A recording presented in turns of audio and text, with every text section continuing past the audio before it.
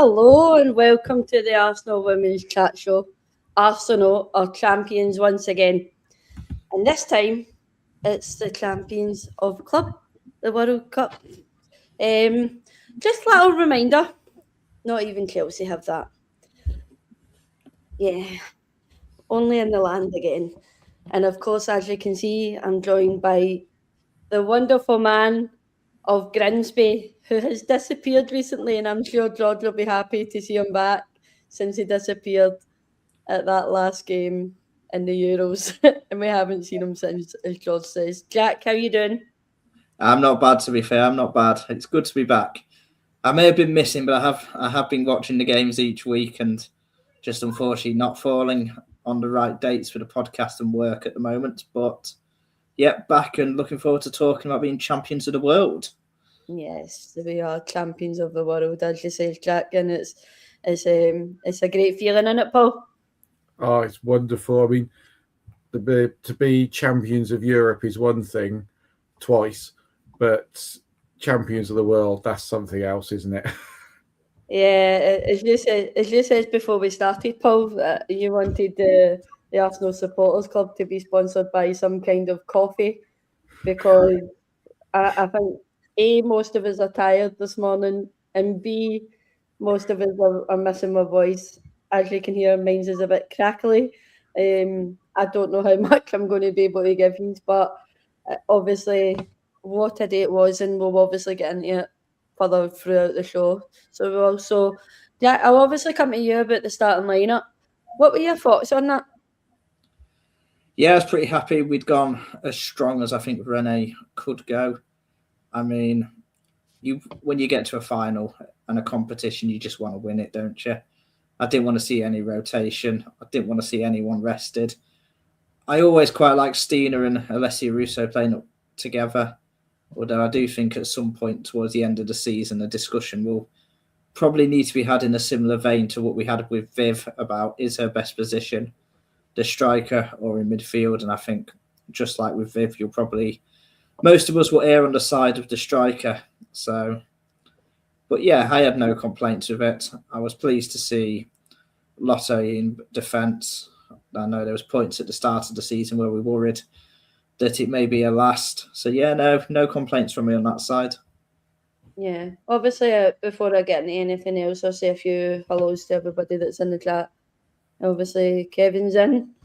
Hello, Kevin. I hope you're well. I hope your voice isn't as bad as mine sounds. Darren's in. Hello, Darren.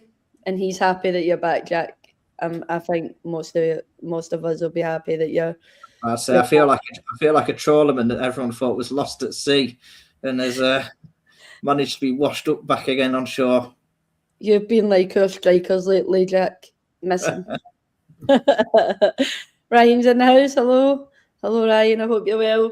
We've won it all. Whatever way Jack sings. Sorry, not Jack. Whatever way Ryan sings that. I don't know. I'd love to hear it. So, Hagcad, if I say your name wrong, can you please let me know? Because I don't know if I'm saying it right or wrong, and I'd quite like you to correct me on that one. Dorian's in the house as well. Hello, Dorian. I hope you're well as well. I hope you aren't as bad as me either, because you never stopped yesterday, boy, and it was crazy. Hello, Chris. Hope you're well as well. Kevin says can't stop coughing long enough to speak. Yeah, I think we were all a bit ill from Chelsea anyway, weren't we? So yeah. Only Darren is washed up. You can argue in the comment sections about that. We're staying at that. We've got a show to do, haven't we, boys? So we'll obviously get on with that one. So we will. Paul, that lineup, what do you think that told us about Arsenal's game plan?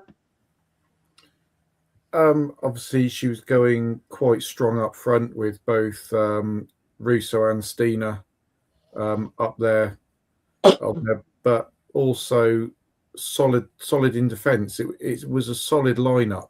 It was, like Jack said, it was very strong. She didn't want to lose it at all, and I think that showed that we dominated in possession throughout the game, and it was really sort of positive to see that the Stina Russo did seem to be working. I really like Stina coming off the bench because I think she is one of our game changers.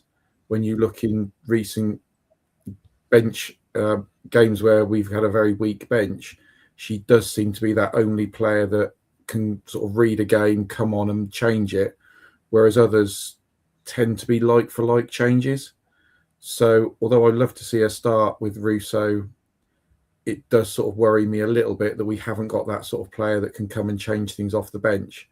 However, saying that, with Chloe Kelly coming back from her injury, she's another one of those that can change the dynamic of a game. Yeah.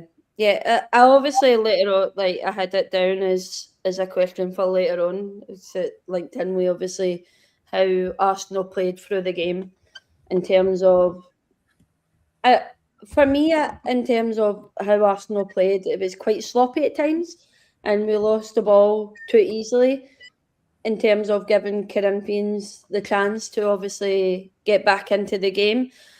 But one of my concerns was obviously our strike force at the moment. There's just something not right with it. Jack, do you think Arsenal should be worried about that, or do you think Arsenal at this moment in time should start looking for a prolific striker? I think Russo can be the prolific striker still. I do still think she has that in her. I think at the moment, because of depth elsewhere, she's having to do multiple roles, which I think is why we are seeing her often deeper back. So, I mean, we create chances, but are we creating real clear-cut chances where it's balls into the box? I mean, I'm thinking Russo at the Euros. She scored a lot of headers. And whereas all our wingers are really quietly tight packed in, they like to cut inside. They like to be in the box themselves. So I don't think we're playing to a strength yet. I'm not worried. I think we are heading towards a season of real rebuild and revitalising the squad. And I think we're going to see a lot of players go. And then I have absolute confidence in Rene to bring in new ones who will freshen things up. So I think it's a case of let's just see on what is going to be a lot of these experienced players who we will forever remember as champions of Europe. Let's see what they can win in probably what's going to be their last season, and then take stock at the summer and see what comes in.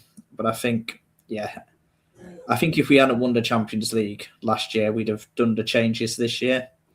I think you rightfully had to stick with them for one more year sort of thing. And you do see that tiredness a little bit. So I'd be hesitant to go too harsh on any individual or even Russo herself, because she scored so many goals up until now. The goals will come. I just think she's having to do too many roles to be able to just concentrate on being the sole goal scorer for the team. Yeah, I agree with that. Obviously, there's been heavy rumours, obviously, for Arsenal, especially today, with obviously Stanley agreeing in terms of wanting to come to Arsenal. We obviously seen the rumour the other day that Onabaji is in talks at the moment as well. So that's two exciting players that possibly could come into Arsenal in the summer, and it's getting fans a little bit excited for the change that's about to come. But obviously, there's going to be upsets at who's going to go out the door. And of course, we've seen today that Katie McCabe, it's not confirmed by the club or Katie McCabe herself, but it's pretty much reliable sources in it, Paul, that's putting those rumours out for us at the moment. Yeah, I mean, we've said it before, haven't we, that we need to have a good look at the team throughout every single player, really, and have that. Rene needs the time to rebuild a squad to play her way of football, because we've got the Jonas era, we've got the Joe era, they're all still here, and if she wants to get win all the trophies that she can, and she's got a game plan, she needs the players there that are going to play her way of football. And I think we have seen it over the over the summer, bringing in Olivia Smith, Taylor Hines, Borba as well, with Manu probably going this season. It's the start. It's not going to happen overnight. We know that. You're never going to say, right, I'm getting rid of these 10 players in one transfer window and I'm bringing 10 more in, because realistically, is that the sensible thing? Probably not. You want to integrate 2 or 3, as we did in the summer. We've obviously brought in Smilla Holberg during this transfer window, and then in the summer, again 2 or 3 more, and it could even be another season before we see the full effect of this.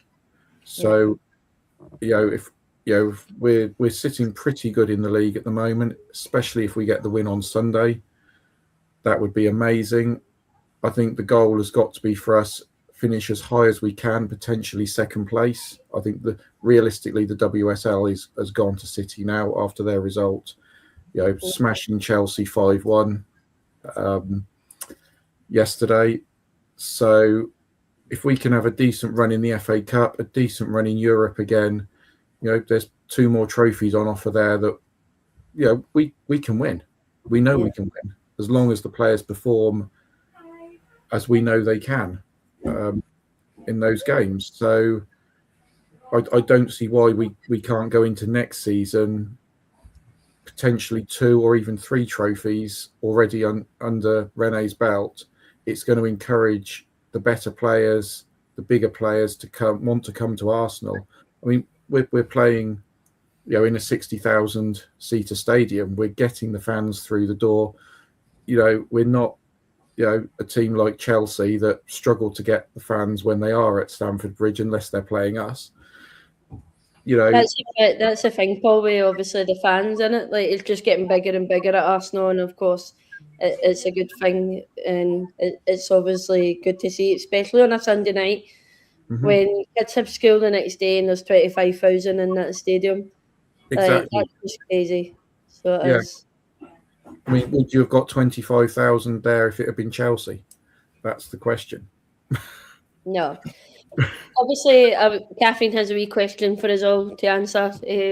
Obviously, Ona Badgie or Katie McCabe. Jack, I'll come to you first for that one. You know what? I do like Katie McCabe.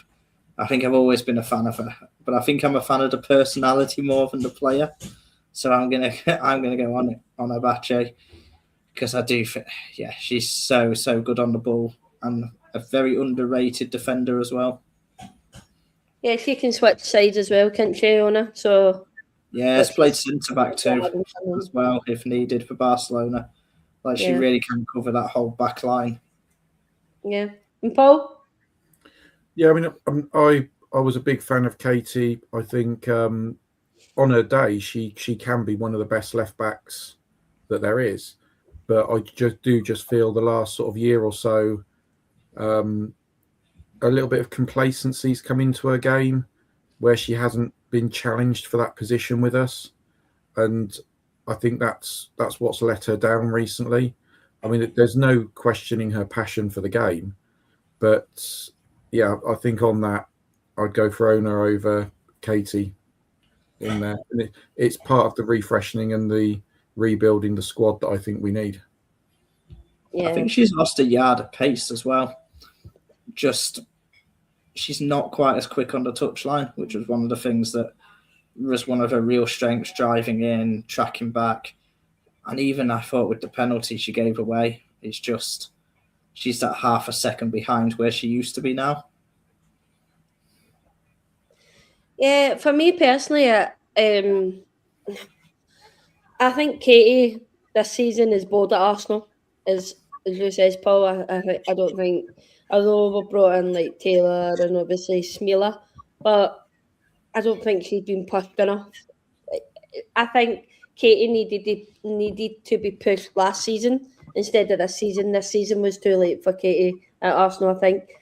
I personally think if Arsenal could have got rid of her in the summer, they would have got rid of her.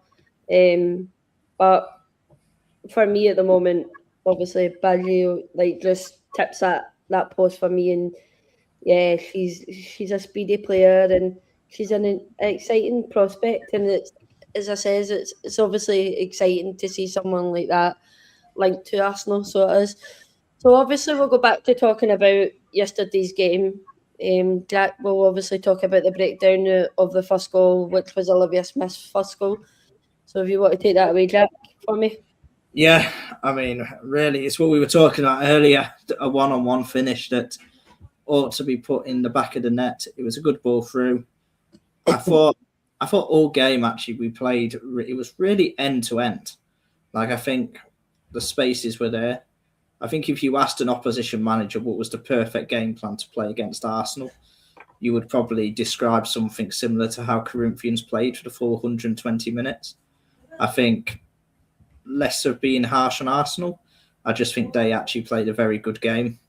And yeah, first goal, deflection, but you've got to be right place, right time. And Olivia Smith was. And that is a talent in itself, just being there to finish it off. How often do you see it parried out and cleared? Yeah. Paul, obviously the usual Olivia Smith. She's there, and for me, Olivia Smith seems to always find the right spaces at the moment to score her goals. Do you think that's the same, or do you think differently for Olivia Smith? Yeah, she seems to manage to lose her defender quite easily in quite a few cases, and I don't know whether that's something that Rene's told her to try and do, or whether it's just something that comes naturally for her. But yeah, she just seems to find that little bit of space, and she just gets the shot away. Yeah, we saw it. Was it the London City game right at the start of the season? She fired that banger in. She just hit it.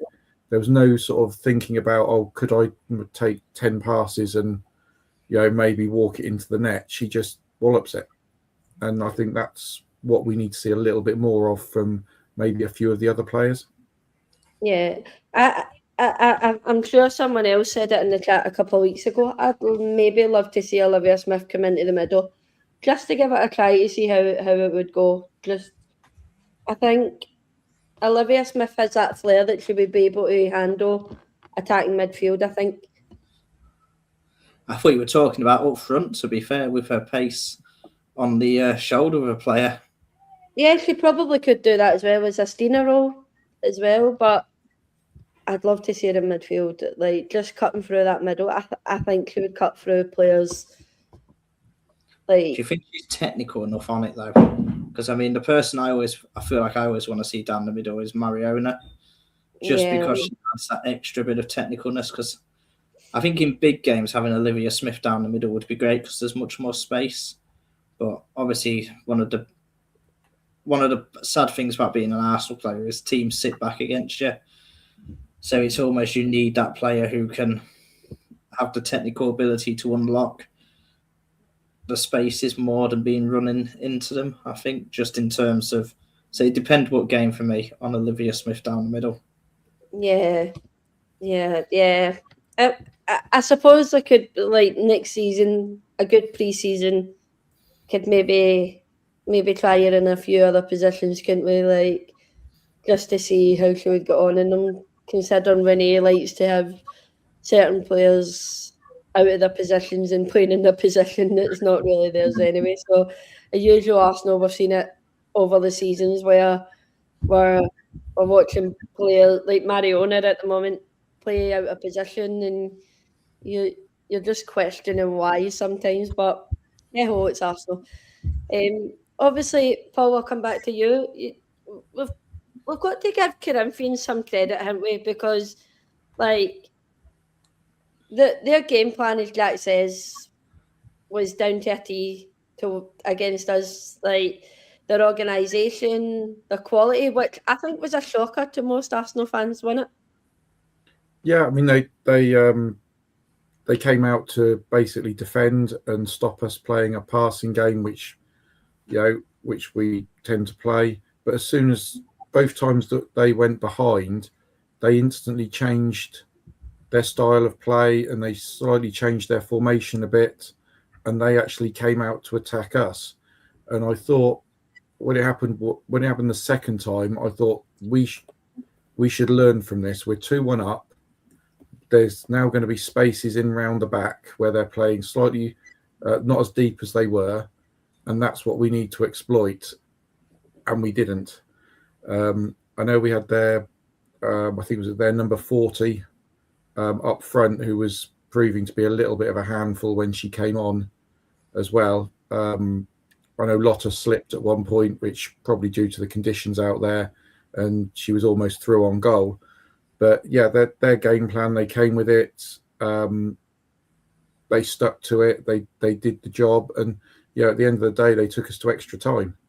So, all credit to them. They didn't just come and roll over. Yeah, we'll obviously talk about their first goal as well. I don't remember much of the first goal. Do you remember much of the first goal? No, I'm trying to desperately think here. I think it happened that quick. I know that they went straight back the other end, didn't they? Really? Yeah. The one thing I'll say was when they attacked in numbers. Like, it was almost quite impressive how they go from a back four when they were defending to suddenly almost they'd have a 2 in their sitting midfielder just in front. So it was almost back 2 and a midfielder. And then everyone else was just forward. They absolutely rammed the boxes, attacked with pace. It was quite impressive. Like, I think if you look at probably our defence, you'd say the majority of them had really good games just because of actually how well they dealt with it. Like, yeah, I just have that feeling that actually against a team like Corinthians, who were so good and so organised, but also technically, I thought they were very, very good. They didn't waste any of their opportunities when they got on the ball. They were really good at converting half opportunities into chances and stuff. I just think sometimes you kind of go, well, we are going to concede goals. And I've got a feeling that first one was a header, wasn't it, if I'm not mistaken? Yeah, I think. I don't know. I can't. That way, everything's a blur. So I remember the second one, but yeah, I just I think that because I've got a video of it. I think it's the only goal I got yesterday. It was. I thought the game moved that quick yesterday that I couldn't. You just couldn't catch a break. It was such a, as Kev says, it was such a pinball game that you just. You blinked sometimes and things were happening and it was just crazy. But obviously, it was an advertisement for a final between the top team in South America and the top team in Europe. Like, if you'd say what you would hope would happen, it would be a game like this. And I think both teams actually made very few mistakes on the whole in the whole 90 minutes, 120 minutes.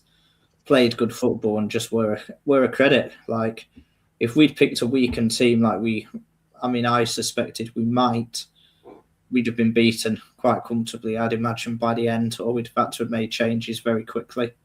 Yeah.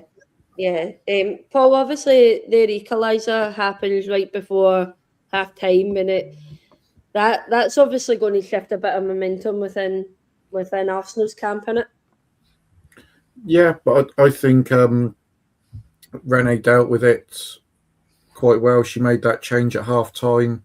She realised we needed a little bit more strength in that sort of up front. So moving Russo up and bringing Frida on in the number 10 role. So I do feel Frida is a little bit stronger up against players on one-on-one, and Corinthians were quite a physical team up there. And even in that extra time period, when Kadina came on and was playing sort of a holding midfield, and she did manage to put Mariona and Frida, both seem to be playing in the number 10 role together until we got Caitlin got the winning goal. But so I think Renee's tactics were actually pretty spot on at the right time. She didn't do what she normally does and wait till the hour mark before making the usual 2 substitutions that we can pretty much guarantee. She realised something needed to change at half time, and she did. Yeah, obviously, like talking on the decision to take Steiner off at half time and bring on Frida Manham.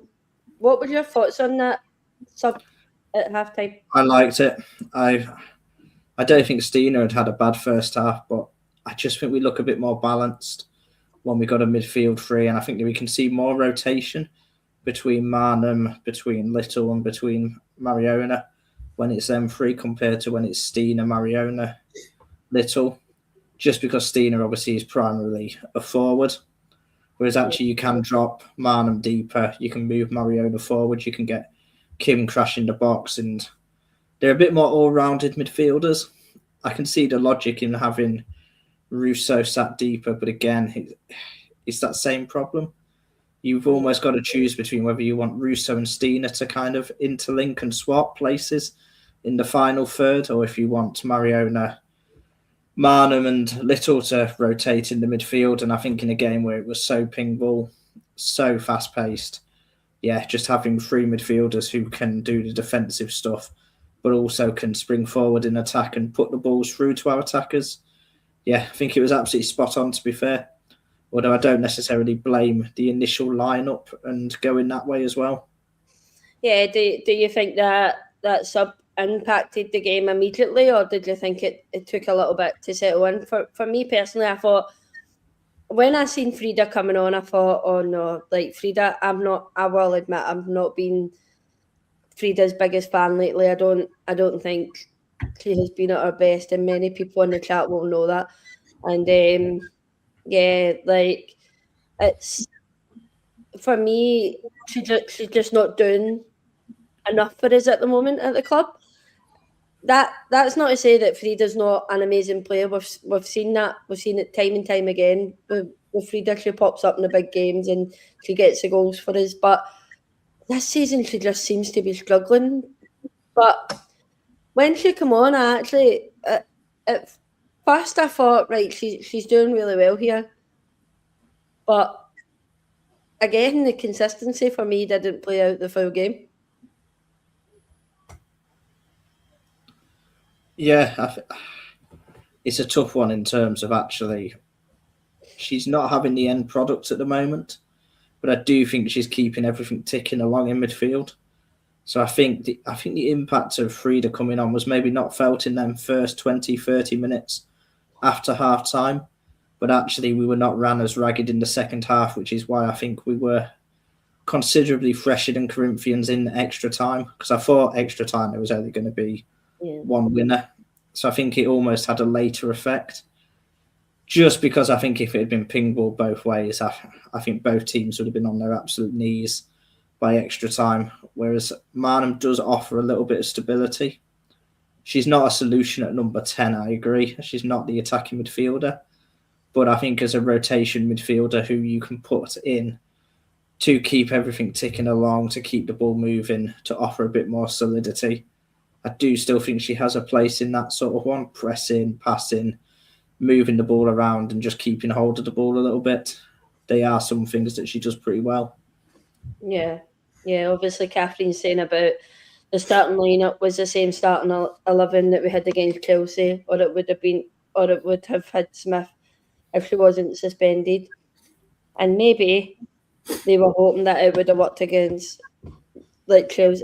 If it worked against Chelsea, they were hoping it was going to work yesterday, which to some extent for me it did work. But I think bringing Frida on kind of changed the game a little bit in terms of how we defended the midfield for that. So obviously we'll move on to a lot of Women Moyes goal. Then Paul, will come to you for this one. Again, I don't know. Did a lot of Women Moyes goal come from a corner? I was at the game and the goals are an absolute blur to me. So they are. Yeah, I think it did, and she was just loitering. I think if I remember rightly, at the back post, where she generally does loiter. I think that's the difference between her and Leah. Leah tends to sort of hover around the penalty spot and run in, and Lotta tends to hover near that back post. So whichever one's in the team, they offer something different. And yeah, she's picked up a couple like that. And yeah, it was just great to see a player like Lotta that doesn't always get a chance in the team. If Leah had been fully fit, she probably wouldn't have started yesterday. But she's a great sort of loyal player that when she's called upon, she just steps up and rounds it off with a goal. Yeah, I will obviously touch on Lotta a little bit. I think Lotta for us has been really important the last couple of weeks. I think our performances on paper look like just she's in the team. She's not really. But I think personally, if you're watching Lotta through a person, I think people can say that Lotta has been the good stand-in as Leah obviously recovers from a hamstring injury, and we seen yesterday that Leah was back on the bench again, and as Reece says, is Lotta making herself undroppable due to a aerial threat, and what does that mean for Catley when Leah returns? I think we got to go Lottie and Leah again. I think Catley's coming towards the end, and I think her and Leah do very similar things. I've been big advocate for Steph Catley at centre back, but I thought Lottie was our player of the match yesterday. I mean, I counted, I think, 6 blocks that she did in the second half of that game, as well as the goal. And I don't think we have a defender like her. She reminded me, and this is about as big a compliment as I can give, a bit of Rafaela in that second half, and then also in extra time, that physical side. And obviously we know how good her and Leah's partnership was. So yeah, I think she is probably our second best defender at the club, and I would be pretty happy going into next season with Lotte and Leah as our starting 2 centre backs. Obviously, Katie Reid is in there. That it's going to be a tough old pick next season, I think, in terms of defenders, especially if Steph Catley signs a new deal to stay at the club. She's going to want to fight for a space. Katie Reid is going to come back from, obviously, ACL. That'll maybe be towards the end of maybe next season, the middle of next season, just depending on how bad that ACL injury was. It's just a good old battle. Lotta's going to want minutes. I think if Lotta isn't guaranteed minutes next season, it could be one that maybe we could see going as well. That's just my opinion. If that happens, Laia Kadina maybe going out the door. Just that defensive battle altogether across Arsenal. Just a shame that defensive battle wasn't happening this season for us in terms of injury. That put a lot of our back line out, and we've seen that quite a lot this season. Obviously, Laia Kadina was injury prone at one point. Leah's injury prone this season. Lotta was injury prone at one point. It's crazy in terms of what our back line can look like if they're top notch. So it is. Both Steph Catley and Laia Kadina are out of contract this year. Yeah. I can see possibly one of them being offered an extension. I can't see them both being offered it personally, because we have got so many others, like you say, Leah, Lotta. We got Katie Reid coming back as well sometime next season. And when you've got all those quality centre backs, all of them desperate for minutes. If Katie hadn't picked up that injury when she did, she would have been an international player by now, because she was called up to the squad. So you've got international players there, and they're all going to want to play. And unfortunately, there's only really 2 positions to fill, and where you do need the backup, 5 into 2 really doesn't go. I hope that actually Renee chooses to keep Laya Cadena just off the basis that I think Laya's versatility in all the different positions she can play is very helpful, and also her age profile is a little bit lower than Steph Catley's, and I don't want to see Steph Catley decline. I think she's been like a fantastic player for us, and I think if we do end up in a FA Cup final at Wembley at the end of the season, I think there'll be a few players that are of the older age that think actually this is the perfect time for me to almost step down. So I think if we have a good season and a good end to the season, hopefully the decisions like that will be done that way. Because, I mean, Laya can play centre-back, right-back, and also defensive midfielder, can't she? If I'm not mistaken. She played there yesterday for about 10 minutes after coming on when they sort of changed the formation and moved Mariona more up front. And I think she played there in the Conti Cup final a couple of years ago against Chelsea. She played in there and kept them Ramirez really quiet for the day.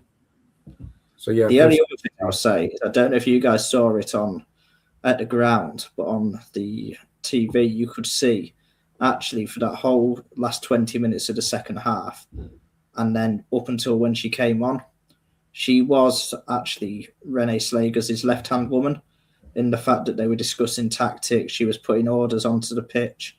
She was almost stood there as though she was an assistant manager, which probably Laya Cadena. Yeah, but Laya's always done that though, ain't she? Like you look at the Champions League as well. Yeah. So I think you've shot Catherine there about what you said. I think just being a bit shell shocked by that there, Jack. So she has. I think you've shell shocked a few people. Darren says, obviously, well said, Jack. Laya Cadena is so underappreciated and underrated. And we've spoken about this in previous shows concerning Laya Cadena, that people keep bringing her down and bringing her down and bringing her down.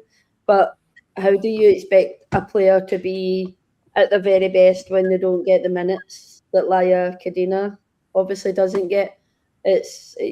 Your body wastes away in terms of you're so used to playing certain amount of minutes and whatever between club and country to then practically not being picked and getting thrown on a pitch the last 10 minutes. And then, of course, as I said, Laya Cadena's injuries kind of let Laya down as well. So I think in terms of Laya, there's still a lot of work at Arsenal to do with her, but I don't know if I would prefer Steph Catley over Cadena. So I do. Well, the thing is, we're going to lose Steph Catley, aren't we, in a couple of weeks? Yeah, and Laya's going to obviously have to step up there. Yeah, so we're then only going to have 3 centre-backs to cover those 2 positions. So you'd have thought Leah would come back into that role, probably with Lotta, but then Cadena's going to have to be there. If one of them picks up a little niggle or something like that, then yeah, she'll be there to sort of fill in.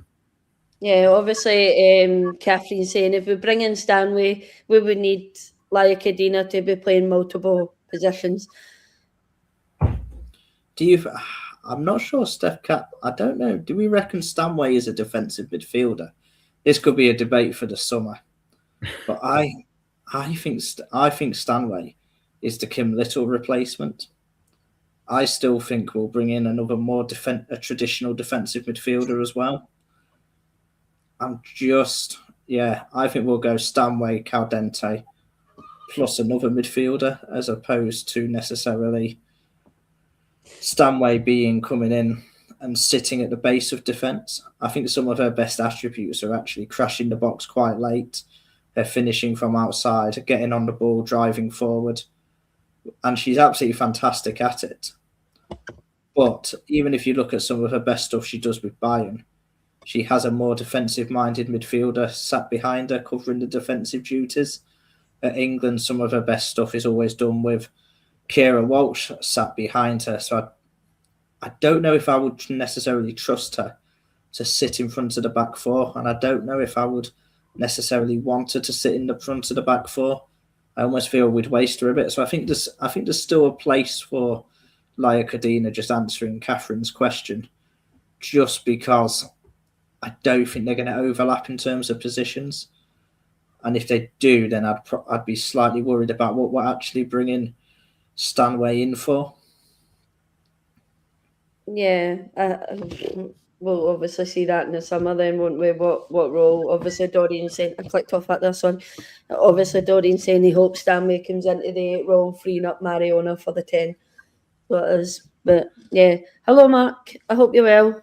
I know you're on the other side over there in the nice sunshine while we're here in the freezing cold. Thank you very much. Obviously, we'll move on. I've got some stats from going back on the whole striking force at the moment and the problem we have. So obviously Arsenal had 13 shots on target. Corinthians had 6 on target. Paul, do you think Arsenal were wasteful in front of goal comparing to those stats?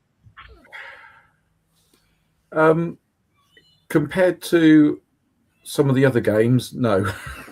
Some of the other games we've had many more shots on target and we haven't scored at all. I mean, we were playing, it was difficult conditions. We were playing against a side that we didn't know really. We've never played against those players have never played against them.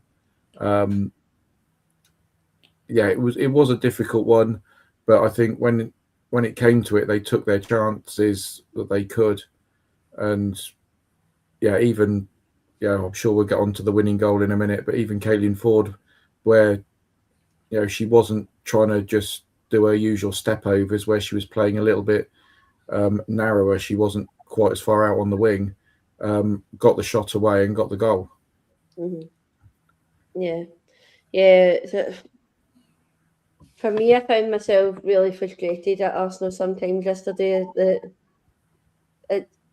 It just still comes down to the whole, what is going on with our strike force at the moment? Like, what is the problem? Why aren't we getting to the root of the problem? And why strikers in our team aren't confident in shooting outside a box? Not even just for strikers.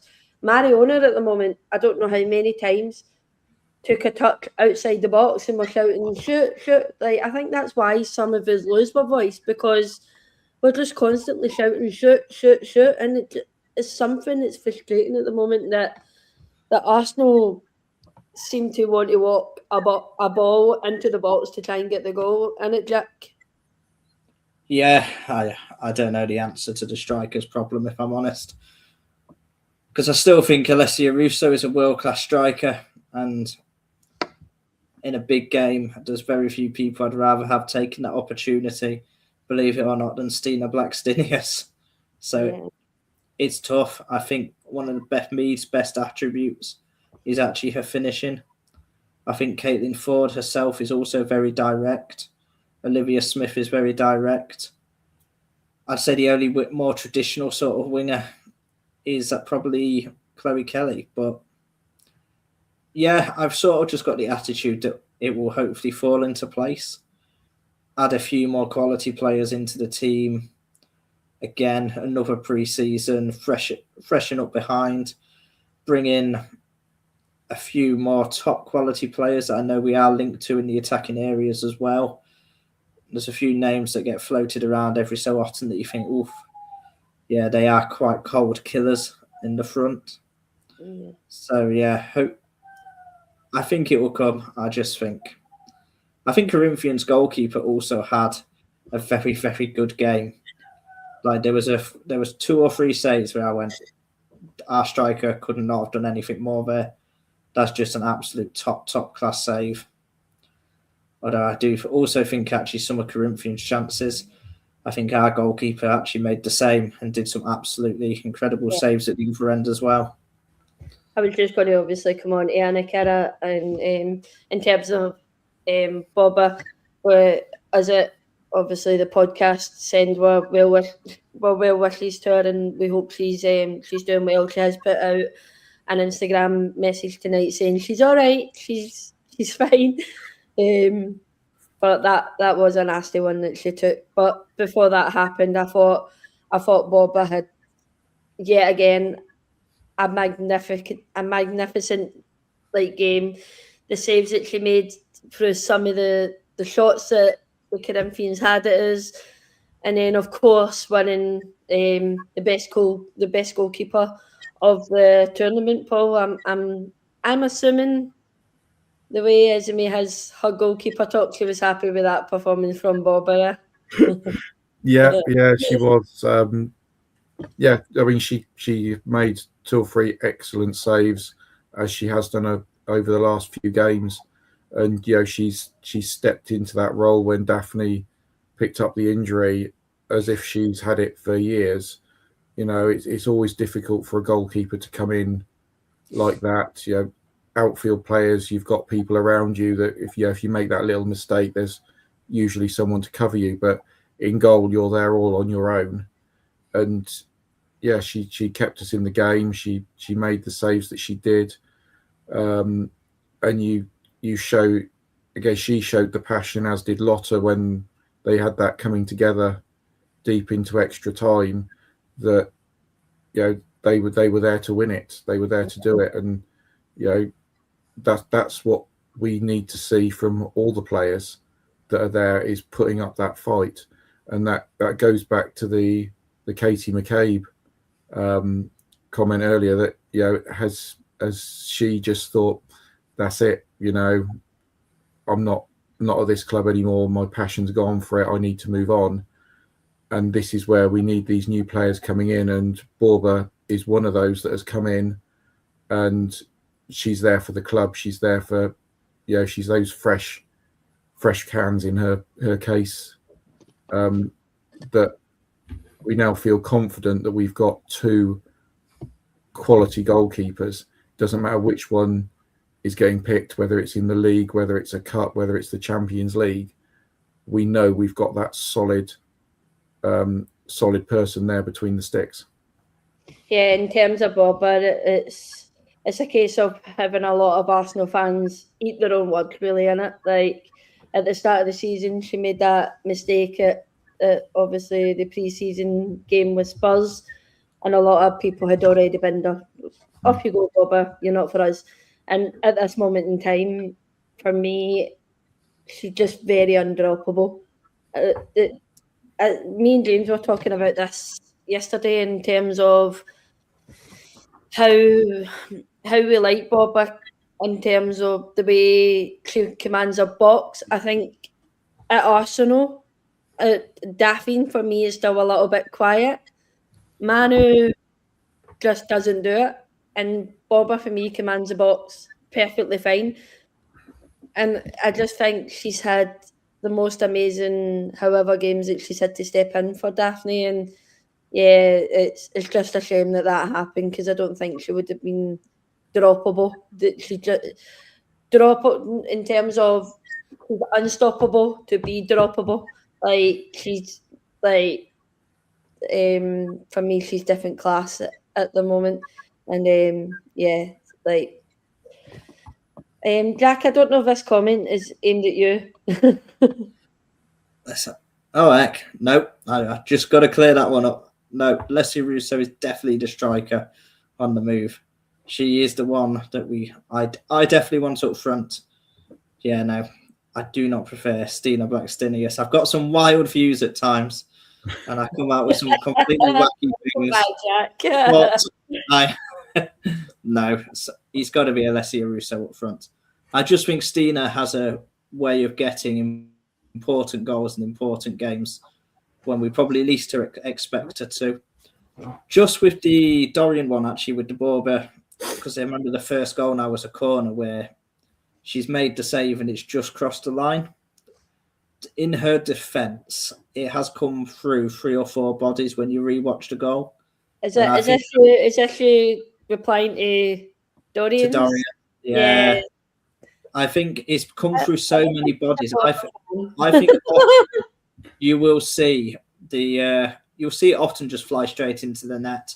I think she's done well actually to get anything onto it at all. And it's actually just the fact that she's got something onto it and then fell back into the net with the ball crossing the line that's made it look worse for her than it actually was.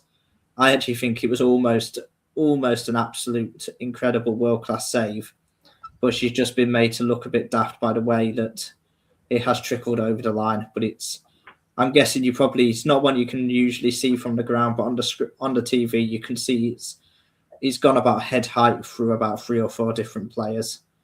Like, she's seen it so late. Yeah, he wants to have an argument with us, guys. We're not going to lower our standards down to that, okay? You behave, Dorian. Anyway, we've got still plenty of the match to talk about. We'll obviously talk about the penalty incident. Paul, what were your thoughts on that? And do you think it was a clear-cut penalty? I actually thought it was a penalty before it went to VAR. I was round in block 15, so I had quite a good view of it. And I just looked at it. I thought, no, that's a penalty. And when she didn't blow for a penalty, I was like, she's got away with that. But then she was holding up that throw in. I thought, no, here we are. It's VAR. It's going to go to a penalty. Somebody behind me, I don't know how true this is, said they were looking at a potential handball in the build-up to it, which is why it took so long. They were looking on something. I don't know. I haven't watched it back. But then that's what they were trying to do apparently. But for me, it was a clear penalty in the ground when I saw it straight away. I think it's a 50-50 between that one. A lot of people are saying, no, that's a soft penalty. Like, she's going for the ball. Like, I think it's a great debate, I think, on Twitter today that, no, it wasn't a penalty. Yes, it was a penalty for me. I'm just not going to answer on it because it happened. That's it. The game is done. But, like... I'll just say I agree with Paul. I also thought it was a pretty stonewall penalty. I don't think the debate's whether it's a penalty. I think the debate's whether Katie McCabe actually got any of the ball in the end or not. But she definitely took a fair bit of the attacker's foot through the back of it anyway. Yeah. It was a big moment in the game when it jacked to change it. Like, so close to the ending that game. And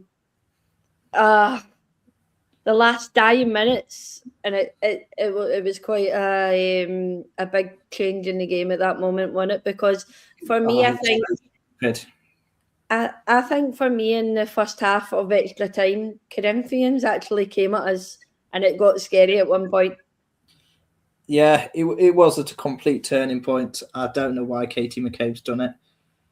It's not a tackle she has to make. She's experienced enough she didn't even need to get involved in it. Yeah, I just think she's gone to try and nick it, gone through the back. It's given a penalty, and then, it changes momentum, which is why I think actually Arsenal did very well to actually grapple it back. Yeah, because I was almost expecting more of an onslaught. I don't know if it felt more nervous in the ground, but like actually watching on the TV, it felt very much we were in control. In extra time, it did feel like there was only going to be one winner if it was going to happen, and it did feel like that would be us. Yeah. Yeah, obviously talking about a big moment in the game that changes in terms. I know Paul's itching to talk about this Caitlin Ford's goal, and I know at this moment in time we're all saying, thank God, Caitlin Ford. Who would have thought in this podcast over the last few weeks that we would have been saying, thank God, Caitlin Ford. Of course, this is a one goal I can remember. Lovely. We're defending the ball at one point. Frida Manham gets it in the midfield. Lovely cut across to Caitlin Ford. Caitlin obviously does a dribble into the box. And at one point, she stumbles. She does stumble. She loses balance, but still manages to get the goal. Paul, take it away if you want to talk about that goal. Yeah, like I say, great cross from Frida. Caitlin, she did what she hasn't been doing recently, where she actually went direct at goal.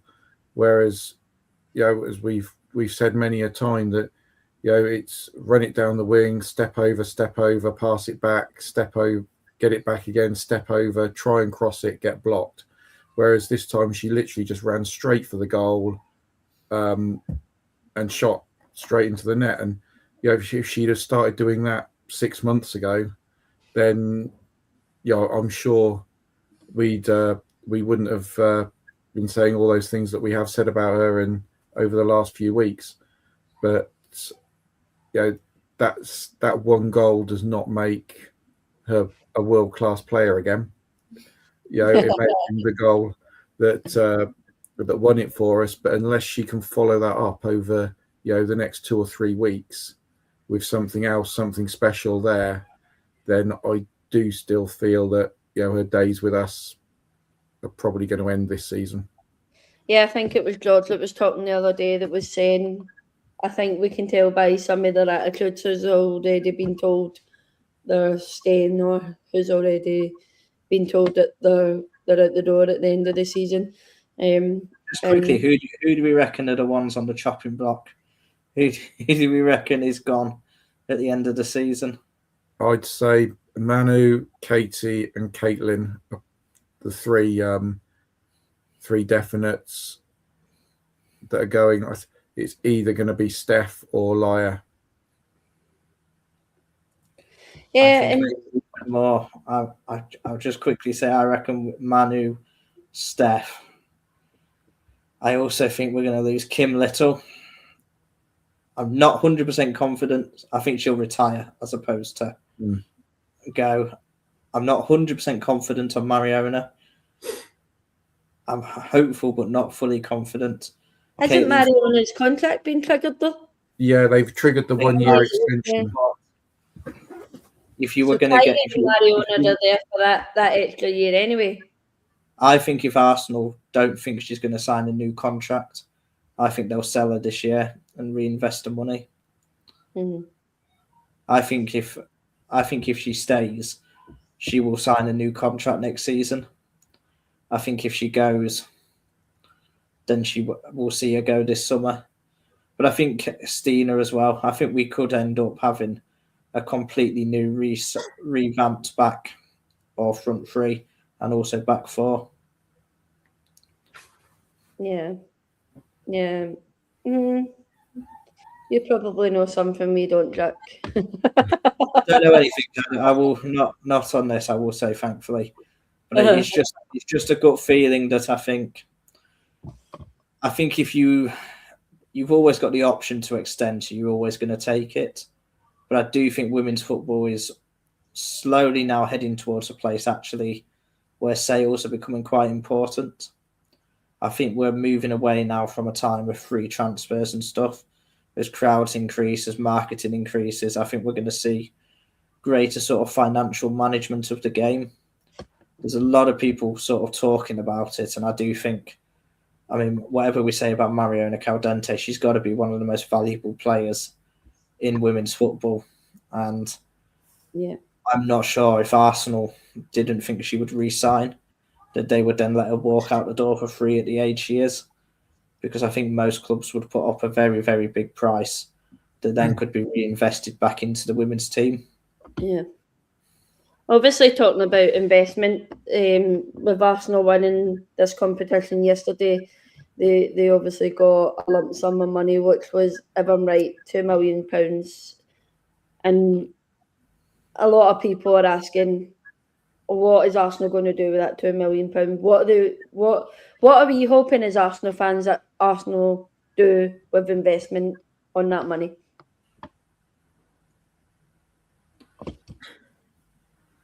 I've got two trains of thoughts whilst Paul has a think. I either want us to splash it all on Aitana Bonmati, send over the biggest bid we can to Barcelona. That's my fantasy world, my reality world. They need the money, Jack. Exactly. But probably more seriously, I think invest it into the infrastructure behind the women's team, the academy, the training. If we're still going to be playing a number of games at Boreham Wood, I wouldn't mind seeing some of it being spent on the actual just the facilities for the players there, because I know it is still quite behind. Yeah. So Bonmati or sensibleness. Yeah. But nowhere in between for me. And Paul, your thoughts? Yeah, I'd like to see it not all splashed in one go. I think that's that's a good lump sum of money that we can use to invest in the team over the next sort of couple of years.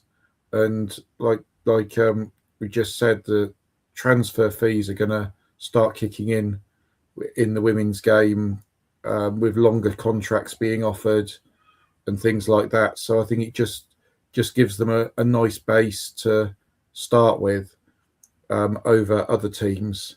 So look, we've got this pot of money here. The women earned this. The women's team have brought this into the club, so it's there to invest in the women's side of it, not just get swallowed up by the club in general.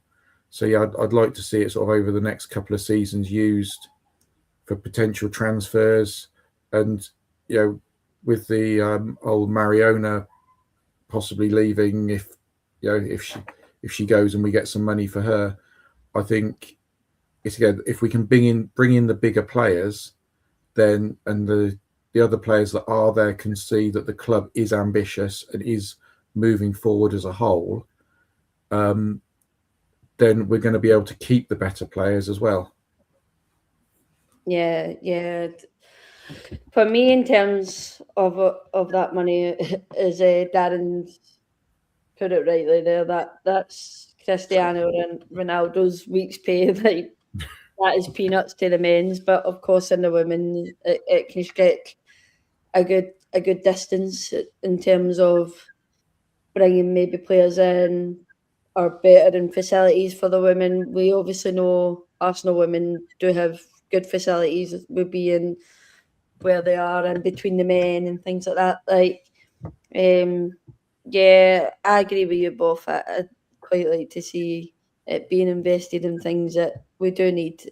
So it is. So, yeah. Before I wrap it up, do you want to add anything, boys? Or are we happy with the way? Great advert for women's football. To be honest, I just think it was an absolutely brilliant game, and I think it showed two absolute top class teams go at each other, and for a competition that's in its first year, like, it was brilliant. Like, you wondered if it was going to be like a glorified pre-season in the middle of a season. Fair play to Corinthians, considering this isn't actually during their season as well. Like, it would be very interesting if it was played at a time that suited both teams. I think we could have even had potentially an even more exciting game. But yeah, no, just a brilliant game of football, brilliant advert, and thoroughly enjoyable. Yeah, I agree with you there, Jack. It was, it was an exciting one, and it was one that kept us all on our toes, I think. And of course, it kept us all awake past certain times. Like, most of us like to be in my bed by 9 o'clock, but yeah, we were there cheering on, hoping that Arsenal obviously got the win, and of course we did. By the looks of it, we've got a Corinthians fan in. Hello, welcome. I hope you had a safe journey home if you went home, and I hope you really enjoyed the game, because you put up a fight and your fans in the stadium were also good as well. Paul, do you want to add anything?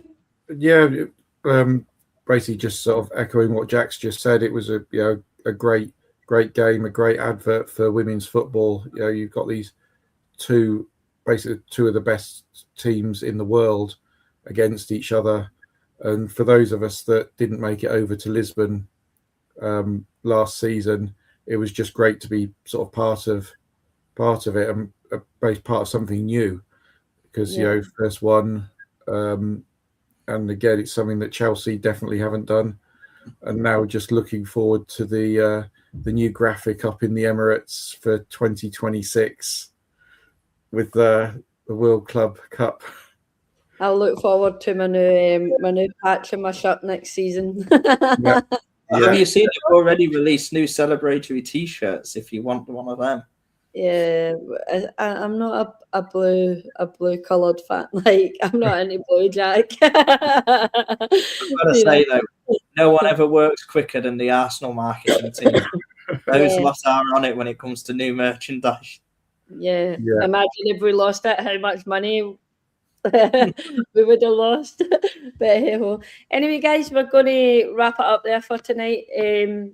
Thank you, obviously, everybody that was in the chat tonight.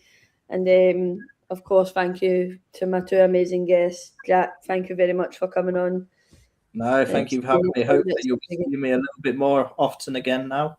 And just as we know, miracles can happen because my internet has managed to stay steady for the full duration. Thank you very much for coming on, Jack. And Paul, thank you again. It's always a pleasure to see you on. Yeah, even though always. I'm tired and lack of coffee. Yeah, always glad to be here. Still surviving on about 4 hours sleep last night. So, yeah. I was about the same. I was up at 6 o'clock this morning catching a flight back to Glasgow. Yeah. It wasn't for me. Yeah, got in it was gone midnight when I got in after the drive home, and yeah, I was at work at 5:30 this morning. Yeah, it wasn't. It wasn't a good way to At least get. we've got a 2 o'clock game on Sunday, so a nice sensible time. Yeah, it's sensible enough, isn't it? Yeah, before we obviously go, make sure you subscribe to the Mr. Arsenal podcast over on YouTube. Obviously, the Highbury Fans Forever YouTube channel, and then, of course, our channel, the Arsenal Women Chat Show, over on YouTube as well. Just make sure you like, subscribe to all those channels, and if you liked what you watched tonight, obviously, if you like coming in and annoying us in the chat, then that's even better. It keeps the show going, and we obviously like your opinions and stuff. So, yeah, that'll be us for tonight. And before I go, obviously, come on, you Gunners. Yes, we are champions again. So, we'll obviously have a show on Friday, I think. I'll speak to George. We'll sort that out going into the Man City game. We've obviously got a big game at the weekend that we need to win. So, yeah, maybe a show then. So, from me to you guys, I hope you have a lovely rest of the evening. And come on, you Gunners.